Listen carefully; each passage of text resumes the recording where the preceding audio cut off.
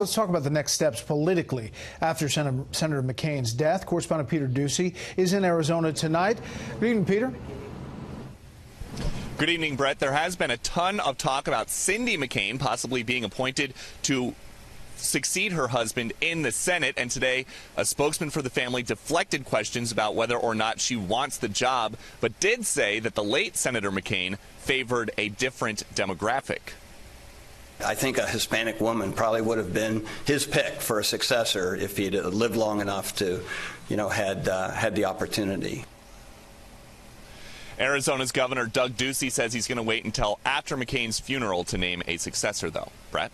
What about, there's also obviously a primary tomorrow to replace retiring Senator Jeff Flake.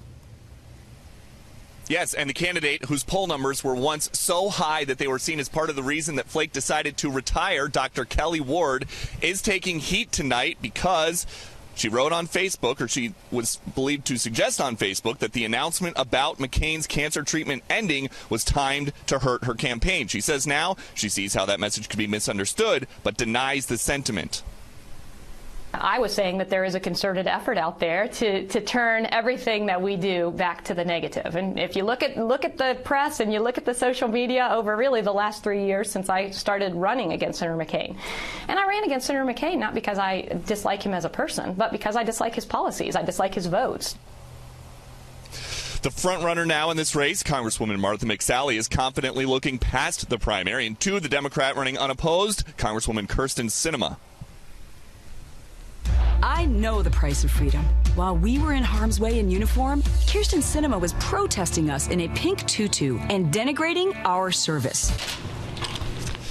President Trump has not made an endorsement in this race, but he has pardoned one of the candidates for criminal contempt, Sheriff Joe Arpaio, who insists he'd be the most different than retiring Senator Flake. I'm not going to go in front of the Senate and start bad-mouthing our commander-in-chief or criticizing him for everything he does. That's not going to happen with me. If I got a problem with the president, we'll go in the back door, talk about it. You turn on the local news here in Arizona, almost no talk about the primary. It has been completely eclipsed by coverage celebrating John McCain's life, but the lack of attention might not make much of a difference because the Secretary of State's office tells us that a majority of ballots have already been mailed in. Brett? Peter Ducey live in Tempe, Arizona. Peter, thanks.